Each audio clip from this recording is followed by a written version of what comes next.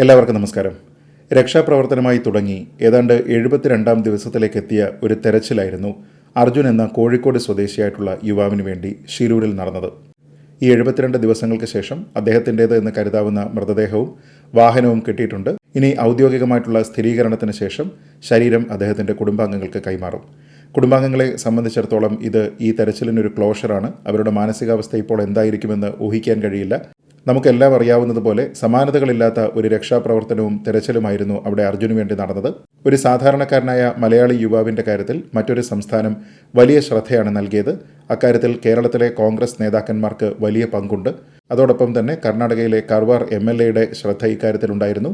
ഒപ്പം രക്ഷാപ്രവർത്തനത്തിന് പല ഘട്ടത്തിലായി ഇറങ്ങിയിരിക്കുന്ന എല്ലാ ആൾക്കാരോടും, അതിന് നേതൃത്വം നൽകിയിരിക്കുന്ന ആൾക്കാരോടും, സാങ്കേതികമായിട്ടുള്ള സഹായം നൽകിയിരിക്കുന്ന ആൾക്കാരോടും എല്ലാം തന്നെ മലയാളികൾക്ക് കടപ്പാടുണ്ട്. ഇതോടൊപ്പം തന്നെ പറയേണ്ടതാണ്, ഈ വിഷയം ജനങ്ങളിൽ എത്തിക്കുകയും എല്ലാ സമയത്തും അത് നമ്മുടെ ചർച്ചയിലും നമ്മുടെ ഓർമ്മയിലും എല്ലാം തന്നെ ഉണ്ടാവുകയും ചെയ്യുന്ന രീതിയിലത്തേക്ക് മാധ്യമങ്ങൾ നടത്തിയ സ്തുത്യർഹമായിട്ടുള്ള റിപ്പോർട്ടിംഗ്. പക്ഷേ അതിനിടയ്ക്ക് പോലും ചില തെറ്റായ പ്രവണതകളുണ്ടായിരുന്നു. ഓരോ സംഭവം കഴിയുന്തോറും നമ്മൾ അതിൽ നിന്ന് എന്താണ് പഠിച്ചത് എന്നത് മനസ്സിലാക്കുന്നത് പ്രധാനമാണ്. ഒരുപക്ഷെ 2 സംസ്ഥാനങ്ങൾ ഇൻവോൾവ് ചെയ്യുന്ന ഒരു രക്ഷാപ്രവർത്തനത്തിൽ എങ്ങനെയായിരിക്കണം ഒരു ക്വിക്ക് ഡിസിഷൻ മേക്കിംഗ് ഉണ്ടാവുക, ആർക്കാണ് അതിലെ സാമ്പത്തികമായിട്ടുള്ള ഉത്തരവാദിത്തം തുടങ്ങിയ കാര്യങ്ങളുമായി ബന്ധപ്പെട്ടുള്ള സ്റ്റാൻഡേർഡ് ഓപ്പറേറ്റിംഗ് പ്രൊസീജിയറുകൾ ഉണ്ടാവേണ്ടതാണ്. അതിൽ ആവശ്യമായ ഭേദഗതികളും ഉണ്ടാകേണ്ടതാണ്. ഇത് ഒരു ലേണിംഗ് ആണ്, നമ്മുടെ ഒരു പഠനമാണ്. അതോടൊപ്പം തന്നെ പറയേണ്ടുന്ന ഏറ്റവും പ്രധാനപ്പെട്ട ഒരു കാര്യമാണ് മാധ്യമങ്ങൾ ഈ വിഷയത്തിനെ ഏത് രീതിയിലാണ് റിപ്പോർട്ട് ചെയ്തത് എന്നുള്ളത്. നമുക്കറിയാവുന്നതുപോലെ കോണ്ടന്റ് ഓറിയൻറ്റഡ് ആയിട്ടുള്ള ഒരു ജേർണലിസം ഉണ്ട്. അതോടൊപ്പം തന്നെ സെൻസേഷണലിസത്തിനെ ബേസ് ചെയ്തിട്ടുള്ള മറ്റൊരു തരത്തിലുള്ള ജേർണലിസം കൂടിയുണ്ട്. ഇത് രണ്ടും നമ്മൾ ഷിരൂരുമായി ബന്ധപ്പെട്ട് കണ്ടതാണ്. നമ്മുടെ നാട്ടിലെ ബഹുഭൂരിപക്ഷം മാധ്യമങ്ങളും, പ്രത്യേകിച്ച് ബഹുഭൂരിപക്ഷം ദൃശ്യമാധ്യമങ്ങളും ഇതിൽ കോണ്ടന്റ് ഓറിയൻറ്റഡ് ജേർണലിസമാണ് കാണിച്ചിരുന്നത് എങ്കിൽ ചില ചാനലുകൾ ഈ വിഷയത്തിൽ സെൻസേഷണലിസം മുൻനിർത്തി TRPക്ക് വേണ്ടിയിട്ടുള്ള ഒരു മത്സരമാണ് കാഴ്ചവെച്ചത് എന്നതും ഒരു വസ്തുതയാണ്. അതുകൊണ്ട് തന്നെ ഷിരൂർ വിഷയം എങ്ങനെയാണ് നമ്മുടെ മാധ്യമങ്ങൾ റിപ്പോർട്ട് ചെയ്തത് എന്നുള്ളത് മാധ്യമ പ്രവർത്തകരാകാൻ ആഗ്രഹമുള്ള ആൾക്കാർക്ക് അവരുടെ ട്രെയിനിങ്ങിന് ഒക്കെ തന്നെ ഒരു പഠന വിഷയമായിട്ട് തന്നെ ഉപയോഗിക്കാവുന്ന ഒന്നാന്തരം കേസ് സ്റ്റഡിയാണ്. കാരണം ഇതിൽ നിന്ന് മാധ്യമപ്രവർത്തകർ മനസ്സിലാക്കേണ്ടുന്ന ഏറ്റവും പ്രധാനപ്പെട്ട ചില കാര്യങ്ങളുണ്ട് എന്നാണ് ഞാൻ കരുതുന്നത്. അതിലൊന്ന്, തെറ്റായ വാർത്തകൾ റിപ്പോർട്ട് ചെയ്യാതിരിക്കുക എന്നുള്ളതാണ്. പലപ്പോഴും സെൻസേഷണലിസം ബിൽഡ് ചെയ്യുന്നതിൻ്റെ ഭാഗമായി, കൂടുതൽ കാഴ്ചക്കാരെ കിട്ടുന്നതിൻ്റെ ഭാഗമായിട്ടൊക്കെ തന്നെ അപൂർണമായിട്ടുള്ള വാർത്തകൾ, അർത്ഥസത്യങ്ങൾ ഇതൊക്കെ തന്നെ ഷിരൂരിൽ നിന്ന് റിപ്പോർട്ട് ചെയ്യുന്നത് നമ്മൾ കണ്ടതാണ്. അർജുൻ്റെ ട്രക്ക് കണ്ടെത്തി, അർജുനെ കണ്ടെത്തി തുടങ്ങിയ കാര്യങ്ങളൊക്കെ തന്നെ പലപ്പോഴും പല മാധ്യമങ്ങളും ഫ്ലാഷ് ന്യൂസായിട്ട് കൊടുത്തതാണ്. ആ സമയത്തൊക്കെ തന്നെ ഒരുപക്ഷെ യൂട്യൂബിലെ കാഴ്ചക്കാരുടെ എണ്ണം ആ ചാനലിന് വർദ്ധിക്കുന്നത് നമ്മൾ കണ്ടതാണ്. ഒരുപക്ഷെ സെൻസേഷണലിസം വഴി എങ്ങനെ കൂടുതൽ കാഴ്ചക്കാരെ ഉണ്ടാക്കാം എന്നതായിരുന്നിരിക്കാം ഈ മാധ്യമങ്ങളുടെ ആ സമയത്തുണ്ടായിരുന്ന താല്പര്യം. സ്വാഭാവികമായിട്ടും സാറ്റലൈറ്റ് ചാനലുകളെ സംബന്ധിച്ചിടത്തോളം അത് TRPയിൽ റിഫ്ലക്റ്റ് ചെയ്യും എന്ന് അവർ പ്രതീക്ഷിച്ചിട്ടുണ്ടാവാം. രണ്ടാമത്തെ ഏറ്റവും പ്രധാനപ്പെട്ട കാര്യം, പലപ്പോഴും പല വിഷയങ്ങളിലും വിദഗ്ധരായിട്ട് ആൾക്കാർ അവതരിപ്പിക്കുന്ന ആൾക്കാരുടെ വൈദഗ്ധ്യം എന്താണ് എന്നതിനെപ്പറ്റി ചാനലുകൾക്ക് കൃത്യമായിട്ടുള്ള ബോധ്യമുണ്ടായിരിക്കുക എന്നുള്ളതാണ്. ഇപ്പോൾ ഉദാഹരണത്തിന് ഷിരൂരിലെ രക്ഷാപ്രവർത്തന ദൗത്യവുമായി ബന്ധപ്പെട്ട് അവിടെ എത്തിയിരുന്ന ചില വ്യക്തികൾ അശാസ്ത്രീയമായിട്ടുള്ള പല കാര്യങ്ങളും പറഞ്ഞു. അവരുടെ വ്യക്തിപരമായിട്ടുള്ള ചില തോന്നലുകളെ ആധികാരികമെന്ന നിലയ്ക്ക് അവതരിപ്പിച്ചു. യഥാർത്ഥ സന്നാഹങ്ങളെല്ലാം തന്നെ രക്ഷാപ്രവർത്തനത്തിൽ മുഴുകിയിരിക്കുന്ന സമയത്ത് ഇവരിൽ ചില ആൾക്കാർ എല്ലാ സമയവും മാധ്യമപ്രവർത്തകരുടെ മുന്നിലെത്തുകയും അവരുടെ വ്യക്തിപരമായിട്ടുള്ള കാഴ്ചപ്പാടുകളെ ആധികാരികമെന്ന് തോന്നുന്ന നിലയ്ക്ക് അവതരിപ്പിക്കുകയും ചെയ്തു. അത് ഒരു വേള അവിടെ ഉണ്ടായിരുന്ന രക്ഷാപ്രവർത്തന ദൗത്യം ഒരുപക്ഷെ ശരിയായ രീതിയിലാണോ നടക്കുന്നത് എന്ന നിലയ്ക്കുള്ള ചില സംശയം പോലും മലയാളികളിൽ ഉണ്ടാക്കി. പലരുടെയും സോഷ്യൽ മീഡിയ പോസ്റ്റുകൾ വഴി അത് വ്യക്തമായതുമാണ്. ഇങ്ങനെയുള്ള പല ആൾക്കാരും ശ്രമിച്ചിരുന്നത് അവരുടെ പേഴ്സണലായിട്ടുള്ള ഒരു ബ്രാൻഡ് ബിൽഡ് ചെയ്യുക എന്നുള്ളതായിരുന്നു.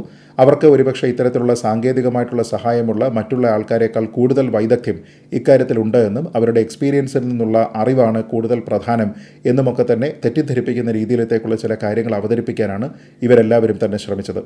ഇതിൽ തന്നെ അന്വേഷണത്തിനെ ഒരു വേള പ്രതിസന്ധിയിലാക്കുന്ന അല്ലെങ്കിൽ വഴിമുട്ടിക്കുന്ന, അതിനെപ്പറ്റി കൂടുതൽ വിമർശനമുണ്ടാക്കുന്ന തരത്തിലേക്കുള്ള പല പരാമർശങ്ങളുമുണ്ടായി. ഉദാഹരണത്തിന്, എനിക്കുറപ്പാണ് ഇന്ന ഭാഗത്ത് നോക്കിയാൽ അവിടെയായിരിക്കും അർജുൻ്റെ വാഹനമുണ്ടാവുക, അല്ലാതെ ഇപ്പോൾ തെരച്ചിൽ നടത്തുന്ന സ്ഥലത്തൊന്നും തന്നെ അതുണ്ടാകാനുള്ള സാധ്യതയില്ല എന്നൊക്കെ യാതൊരു വിധത്തിലുള്ള ശാസ്ത്രീയമായിട്ടുള്ള അടിത്തറയുമില്ലാതെ സ്വന്തം തോന്നലുകൾ എന്തൊക്കെയായിരുന്നോ അതിനെയെല്ലാം തന്നെ ആധികാരികമാണ് എന്ന മട്ടിലേക്ക് പടച്ചുവിടാൻ ശ്രമിച്ചിരുന്ന ചില ആൾക്കാർക്ക് വളരെ വലിയ കവറേജാണ് നമ്മുടെ പല മാധ്യമങ്ങളും നൽകിയത്. അത് ഒരു തെറ്റായ പ്രവണതയായിരുന്നുവെന്നും അങ്ങനെ ഇനിമേലിൽ ഉണ്ടാകാൻ പാടില്ല എന്നുമുള്ള ഒരു തിരിച്ചറിവ് നമ്മുടെ മാധ്യമങ്ങൾക്കും സ്ഥാപനങ്ങൾക്കും ഒക്കെ തന്നെ ഉണ്ടാവുക എന്നത് പ്രധാനമാണ്. ഇനി മൂന്നാമതുള്ള ഒരു കാര്യം, ഒരു മാധ്യമ മാധ്യമപ്രവർത്തകൻ മാധ്യമപ്രവർത്തനം എന്താണ് എന്ന് കൃത്യമായിട്ട് മനസ്സിലാക്കിയിരിക്കണം എന്നുള്ളതാണ്. പലപ്പോഴും മാധ്യമപ്രവർത്തനം എന്നത് വാർത്തകൾ റിപ്പോർട്ട് ചെയ്യുക, അതിൻ്റെ സത്യാവസ്ഥ എന്താണെന്ന് അന്വേഷിച്ചിട്ട് പുറത്തു കൊണ്ടുവരിക എന്നതിനപ്പുറത്തേക്ക് മറ്റെന്തൊക്കെയോ ആണ് എന്ന രീതിയിലുള്ള ഒരു തോന്നലാണ് ചില മാധ്യമപ്രവർത്തകരെ ഭരിക്കുന്നത്.